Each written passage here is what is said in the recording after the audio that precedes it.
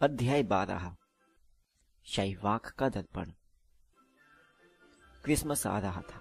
दिसंबर के मध्य में एक सुबह हॉगवर्ट्स में जब लोगों की नींद खुली तो उन्होंने देखा कि चारों तरफ कई फुट ऊंची बर्फ जमी थी। झील जमकर ठोस हो गई और वीजली बंधुओं को इस बात के लिए सजा दी गई कि उन्होंने बर्फ के कई गोलों पर जादू कर दिया था ताकि वे क्विल के पीछे पीछे घूमते रहे और उनकी पगड़ी के पीछे टकराते रहे। जो गिने चुने उल्लू इस तूफानी आसमान से जूझते हुए चिट्ठियां देने आए, उन्हें हैग्रिड ने स्वस्थ किया, तभी वे दोबारा उड़ने के काबिल हो पाए। सभी बेसब्री से छुट्टियां शुरू होने का इंतजार कर रहे थे। हालांकि गर्भद्वार के होल और बड़े होल में आग धधकती रहती थी, परंतु हवादार गलियारे बर्फीले हो चुके थे और क्लास में तीखी हवा खिड़कियों को हिलाकर रख देती थी। सबसे बुरी हालत प्रोफेसर स्नेप की क्लास की थी, जो तहखाने में लगती थी। यहाँ जब विद्यार्थियों की सांस बाहर निकलती थी तो कोहरा बन जाती थी और वे अपनी गर्म कढ़ाइयों के जितने पास रह सकते थे रहने की कोशिश करते थे। मुझे बहुत अफसोस होता है, ड्रैको मैल्फॉय ने एक दिन जादुई काढ़े की क्लास में कहा। मुझे उन लोगों के लिए बहुत अफसोस होता है जिन्हें क्रिसमस में हॉगवर्ट्स में रुकना पड़ता है, क्योंकि घर पर किसी को उनकी जरूरत नहीं है। यह कहते समय वह हैरी की तरफ देख रहा था। क्रैब और गोयल ही करके हंसने लगे। हैरी लॉयन फिश के कांटे का चूर्ण तोड़ रहा था। उसने इसे अनसुना कर दिया। क्विडिच मैच के बाद से मैल्फॉय और भी ज्यादा कड़वी बातें बोलने लगा था। वह नाग शक्ति के हार जाने पर दुखी था, इसलिए उसने हर एक को यह कहकर हंसाने की कोशिश की कि किस तरह एक चौड़े मुंह वाले मेंढक को हैरी की जगह अगला खोजी बनाया जाएगा। परंतु उसने देखा कि कोई भी इस बात पर नहीं हंसा, क्योंकि सभी इस बात से प्रभावित थे कि हैरी अपनी झटके दे रही जादुई झाड़ू को बहुत अच्छी तरह से पकड़े रहा था। इसलिए ईर्ष्या और गुस्से से भरा मैल्फॉय अब हैरी को इस बात के लिए ताना मार रहा था कि उसका कोई परिवार नहीं था। यह सच था कि हैरी क्रिसमस के लिए प्रिवेट ड्राइव नहीं जा रहा था। प्रोफेसर मैगोनिगल पिछले सप्ताह उन विद्यार्थियों की सूची बनाने आई थी जो क्रिसमस की छुट्टियों में हॉगवर्ट्स में रुकेंगे, और हैरी ने तत्काल साइन कर दिए थे। उसे इस बात का जरा भी दुख नहीं था। यह शायद उसका अब तक का सबसे अच्छा क्रिसमस रहेगा। रोन और उसके भाई भी रुक रहे थे, क्योंकि मिस्टर और मिसेस वीजली चार्ली से मिलने के लिए रुमानिया जा रहे थे। जब जादुई काढ़े की क्लास के बाद वे लोग तहखाने से बाहर निकले तो उन्होंने देखा कि आगे वाले गलियारे में फर का एक बड़ा पेड़ बीच में रास्ता रोककर खड़ा है, जिसके पीछे से दो बड़े पैर बाहर निकले दिखाई दिए, और एक मोटी आवाज ने उन्हें बताया कि इसके पीछे हैग्रिड था। हेलो हैग्रिड, मदद चाहिए? रोन ने शाखाओं में अपना सिर डालते हुए पूछा। नहीं, हम ठीक है रोन, धन्यवाद। क्या तुम रास्ते से हटोगे? मैल्फॉय ने पीछे से ठंडे धीमे लहजे में कहा।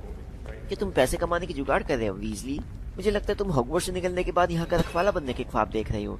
वैसे भी तुम्हारा परिवार जितने बड़े घर में रहता है उसकी तुलना में तो तुम्हें हैग्रिड की झोपड़ी महल की तरह लगेगी। जैसे ही रोन ने मैल्फॉय की तरफ छलांग लगाई, स्नेप सीढ़ियां चढ़कर ऊपर आई। वीजली! रोन ने तुरंत मैल्फॉय के दुशाले के सामने वाले हिस्से को छोड़ दिया। उसे उत्तेजित किया गया था प्रोफेसर स्नेप, हैग्रिड ने पेड़ के पीछे से अपने बड़े बालों वाला चेहरा बाहर निकालते हुए कहा। मैल्फॉय उसके परिवार का अपमान कर रहा था। चाहे जो भी हो, लड़ाई करना हॉगवर्ट्स के नियमों के खिलाफ है हैग्रिड, स्नेप ने चिकनी चुपड़ी आवाज में कहा। गर्भद्वार के 5 पॉइंट कम हो गए वीजली, और एहसान मानो कि मैंने ज्यादा पॉइंट नहीं काटे। अब तुम सब यहाँ से चलते नजर आओ।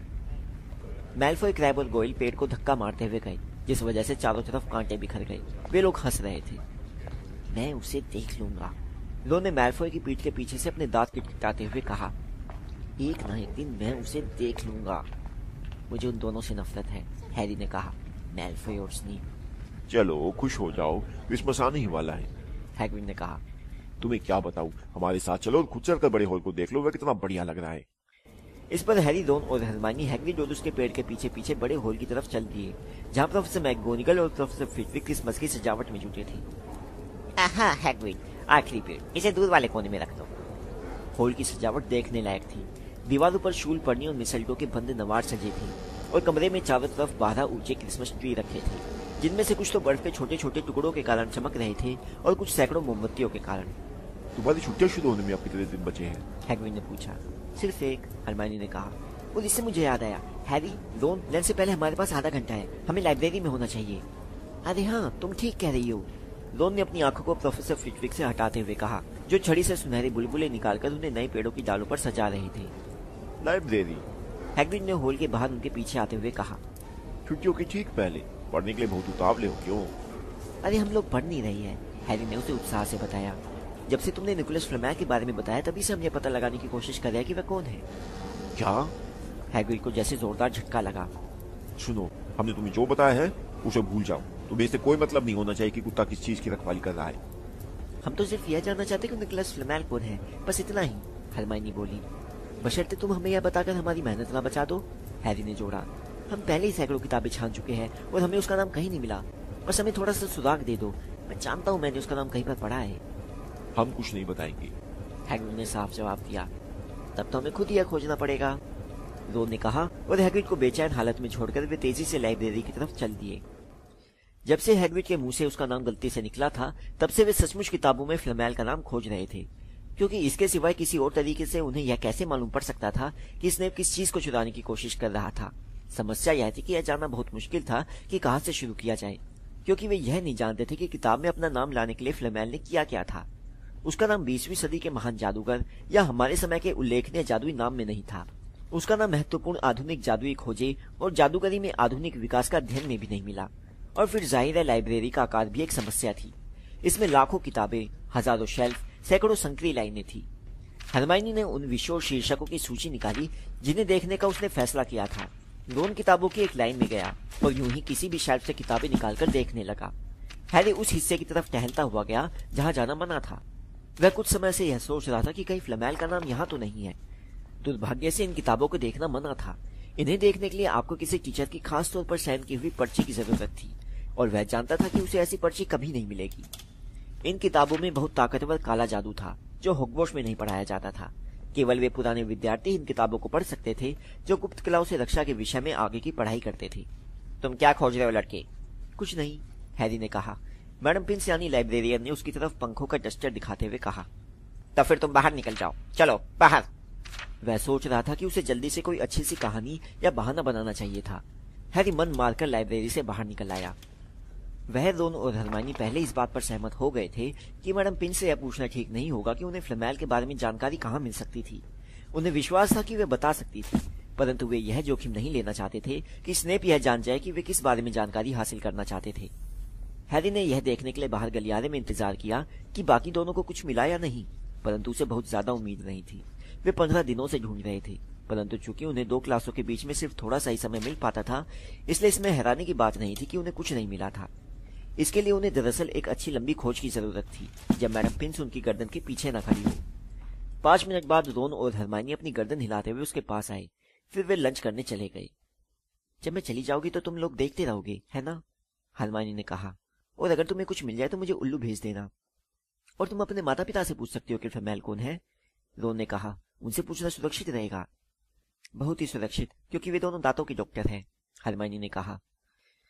एक बार छुट्टियां शुरू हो गई तो रोन और हैरी का समय इतना अच्छा बीतने लगा कि वे फ्लैमेल के बारे में भूल से गए। पूरा कमरा उनके कब्जे में था और हॉल भी आम दिनों की तुलना में बहुत ज्यादा खाली था, इसलिए वे आग के पास वाली अच्छी कुर्सियों पर बैठ सकते थे। वे घंटों बैठकर कुछ न कुछ ऐसा खाते थे जिसे वे लंबे हत्थे वाले कांटे से भून सके। ब्रेड, क्रम्पलेट, मार्शमेलोस और ऐसे उपाय सोचते रहते थे जिनसे मैलफॉय को स्कूल से निकलवाया जा सके। हालांकि वे जानते थे कि यह उपाय सफल नहीं होंगे, परंतु इनके बारे में बातें करना मजेदार तो था ही। रोन ने हैरी को जादुई शतरंज सिखाना भी शुरू कर दिया। यह बिल्कुल मगलों की शतरंज की तरह था। फर्क सिर्फ इतना था कि इसमें जिंदा मोहरों से खेला जाता था, जो एक तरह से युद्ध में सैनिकों को आदेश देने की तरह था। रोन के पास की हर चीज की तरह यह शतरंज भी उसे परिवार के किसी और सदस्य से मिली थी, इस मामले में उसके दादाजी से। बहरहाल पुराने मोहरों से उसे कोई परेशानी नहीं होती थी। रोन उन्हें इतनी अच्छी तरह से जानता था कि उसे उनसे अपनी बात मनवाने में कभी दिक्कत नहीं होती थी। हैरी सीमस फिनिगन से उधार लिए मोहरों से खेला और मोहरों को उस पर बिल्कुल भी भरोसा नहीं था। हैरी शतरंज का बहुत अच्छा खिलाड़ी नहीं था और वे मोहरे चिल्ला चिल्लाकर उसे अलग अलग सलाह दे रहे थे, जिस वजह से वह दुविधा में पड़ जाता था। मुझे वहां मत भेजो, क्या तुम्हें उसका घोड़ा नहीं दिख रहा है? उसे भेज दो, हम उसके बिना काम चला सकते हैं। क्रिसमस की शाम को जब हैरी बिस्तर पर गया तो उसके मन में अगले दिन अच्छे भोजन और मौज मस्ती की आशा तो थी, परंतु तोहफे मिलने की उम्मीद नहीं थी। जब वह अगली सुबह जल्दी उठा तो उसने जो सबसे पहली चीज देखी वह था उसके बिस्तर पर पैरों की तरफ लगा पैकेटों का ढेर। जब हैरी बिस्तर से बाहर आया और उसने अपना ड्रेसिंग गाउन खींचा तो रोन नींद भरी आवाज में बोला, हैप्पी क्रिसमस। तुम्हें भी, हैरी ने कहा। इधर देखो तो सही, मुझे तोहफे मिले हैं। और तुम किस चीज की उम्मीद कर रहे थे? शलजमों की? रोन ने अपने तोहफों के ढेर की तरफ देखते हुए कहा, जो हैरी के ढेर से काफी बड़ा था। हैरी ने सबसे ऊपर वाला पैकेट उठाया। यह मोटे भूरे कागज में लिपटा था और इस पर लिखा था हैरी को, हैग्रिड की ओर से। अंदर लकड़ी की एक अनगढ़ बांसुरी थी। जाहिर था हैग्रिड ने उसे खुद बनाया था। हैरी ने बांसुरी बजाई। उसने कुछ हद तक उल्लू जैसी आवाज निकाली। दूसरे बहुत छोटे पैकेट में एक चिट्ठी थी। हमें तुम्हारा संदेश मिला और हम तुम्हारा क्रिसमस का तोहफा साथ भेज रहे हैं, वर्नन अंकल और पेचुनिया आंटी की ओर से। कागज के साथ 50 पेंस का एक सिक्का सेलो टेप से चिपका था। यह उनकी उदारता है, हैरी ने कहा। रोन 50 पेंस के सिक्के को देखकर मोहित हो गया। अद्भुत, उसने कहा। क्या आकार है, यह पैसा है, तुम इसे रख सकते हो, हैरी ने कहा, और वह हंसा कि रोन कितना खुश दिख रहा था। हैग्रिड हो गया, मेरे अंकल आंटी हो गए, बाकी तोहफे किसने भेजे हैं? मुझे लगता है मैं जानता हूँ कि यह किसने भेजा है। रोन ने थोड़ा गुलाबी होते हुए एक बड़े से उभरे पैकेट की तरफ इशारा किया। मेरी मम्मी ने, मैंने उन्हें बताया था कि तुम तोहफों की उम्मीद नहीं कर रहे थे और अरे नहीं, उसने दर्द भरी आवाज में कहा। उन्होंने तुम्हारे लिए भी वीजली स्वेटर बना दिया। हैरी ने पैकेट फाड़ा। उसमें हाथ से बुना हुआ एक मोटा हरे रंग का स्वेटर था और साथ ही घर पर बनी कैंडी का एक बड़ा पैकेट भी। हर साल वे हम लोगों के लिए स्वेटर बनाती है, रोन ने अपना पैकेट खोलते हुए कहा, और मेरा हमेशा मैरून रंग का होता है। तुम्हारी मम्मी सचमुच बहुत अच्छी है, हैरी ने कैंडी चखते हुए कहा, जो बहुत स्वादिष्ट थी। उसके अगले तोहफों में भी मिठाइयाँ थी। हरमाइनी ने चॉकलेट के मेंढकों का एक बड़ा बक्सा भेजा था। अब सिर्फ एक पैकेट बचा था। हैरी ने उसे उठाया और टटोला। वो बहुत हल्का था। हैरी ने उसे खोला। कोई पानी जैसी और चांदी जैसी भूरी चीज फिसलकर फर्श पर गिर गई और चमकने लगी। रोन के मुंह से आह निकल गई। मैंने इसके बारे में सुना है, उसने बहुत धीमी आवाज में कहा, और हर स्वाद की टॉफियों का अपना पैकेट गिरा दिया जो हरमाइनी ने उसे भेजा था। अगर यह वही है जो मैं सोच रहा हूँ तो यह सचमुच दुर्लभ है और सचमुच कीमती भी। यह क्या है?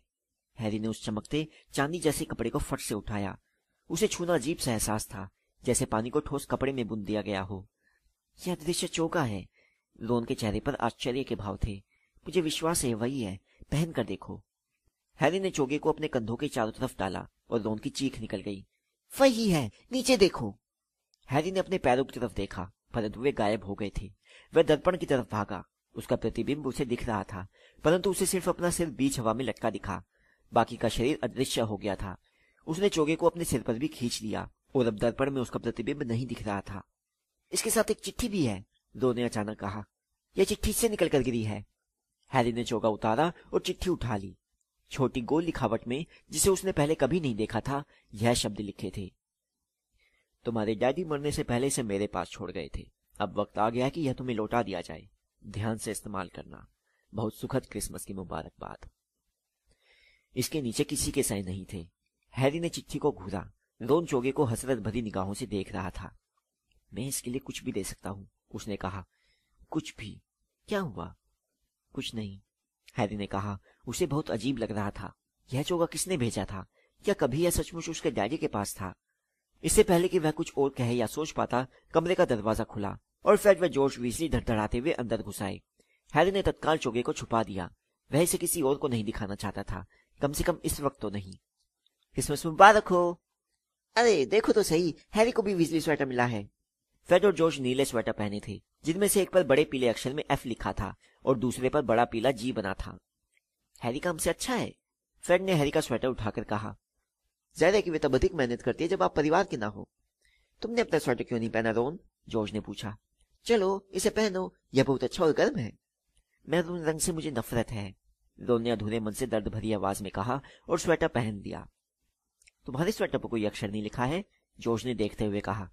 उन्हें लगता है कि तुम अपना नाम नहीं भूलोगे, परंतु हम बेवकूफ नहीं है। हम जानते हैं कि हमारा नाम ग्रेट ऑफ फोर्ज है। इतना शोर क्यों हो रहा है? पर्सी वीजली दरवाजे में अपना सिर घुसाए खड़ा था और शिकायत भरे अंदाज में देख रहा था। जाहिर था कि वह अपने तोहफों को खोलते खोलते बीच में ही आ गया था, क्योंकि उसके हाथ में भी एक स्वेटर था जिसे फ्रेड ने पकड़ लिया। पी यानी प्रीफेक्ट, इसे पहनो पर्सी। चलो, हम सभी अपने स्वेटर पहने हैं, यहाँ तक कि हैरी को भी एक स्वेटर मिला है।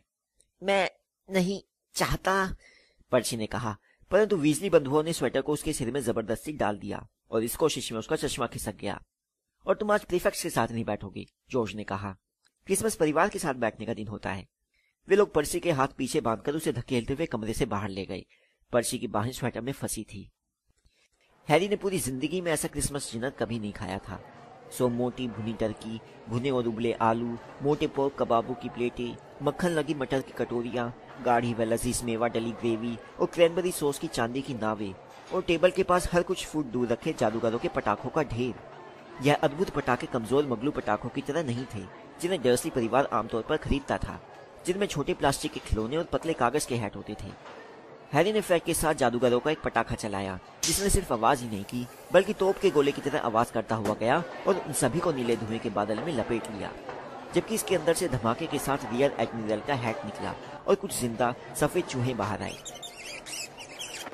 ऊपर ऊंची टेबल पर डंबलडोर ने जादूगरों वाली नुकीली टोपी के बजाय फूलों वाली टोपी पहन रखी थी और वे उस चुटकुले पर हंस रहे थे जो उन्हें प्रोफेसर फिटविक ने अभी अभी पढ़कर सुनाया था। टर्की के बाद सुलगती हुई क्रिसमस पुडिंग्स आई।